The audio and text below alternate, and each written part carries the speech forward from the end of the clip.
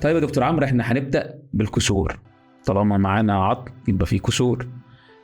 دايما اللي بيجي في دماغ اي حد حصل له كسر ان هو هيجبس الكسر، تكبيس. وهعمل انا بسمع بقى دلوقتي ان في ناس بيحصل لها كسور وتروح تعمل عملية وتعمل جراحة، وحد يقول لك ده انا هركب شرايح، واحد تاني يقول لك ده الدكتور عمل لي يركب لي سلك.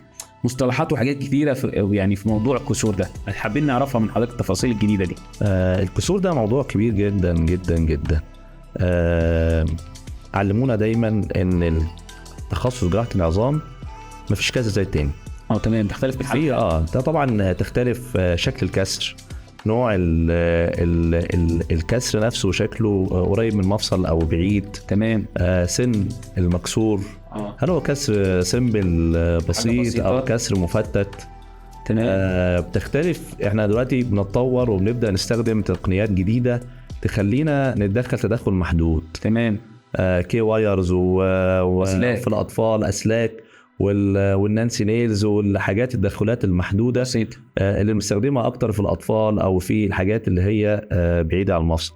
بس في كسور لازم هنفتح وهنرد الكسر، خصوصا الكسور قريبة جدا من المفصل. لو حاجة قريبة من المفصل دي لازم نفتح. كسور المفاصل لازم تردها كويس جدا.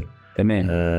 الكسور تختلف، سيمبل بسيط مفتت مضاعف، كسر مفتوح او كسر عادي. كسر معاه جرح كبير يعني مفتوح. الكسر المضاعف ده ليه تدخلات تانية بتختلف تماما عن الكسر المغلق. كسر اللي هو ما فيهوش جرح. والجرح ده ليه طبعا كلاسيفيكيشن، ليه برضه تصنيف. تصنيف هل الجرح ده جرح جريد 1 ولا جريد 2 ولا جريد 3. موضوع كبير يعني. على حسب. فالقرار قرار حكيم. قرار حكيم لازم يكون زي برنامج ده كده. قرار حكيم لازم يبقى قرار مناسب بناء على الوضع اللي موجود فيه. عشان كده ما ينفعش حد يبعت لنا اشعه على الواتس ونقرر ونقول. ايوه بالظبط، مش كل حاجه المريض ليها اسطمبه واحده. طبعا. تمام. كنت حابب برضو في الحته ديت اعرف مثلا لو حد تعرض لكسر هو نفسه، او انا قدامي حد لا قدر الله عامل حادث او حاجه، ازاي يقدر يتعامل معاه، سواء انا كشخص اللي اتكسرت او حد قدامي، لحد ما يروح للطوارئ او المستشفى. اول حاجه سيبه، دي اول حاجه. مالكش دعوه بيه، حركوش.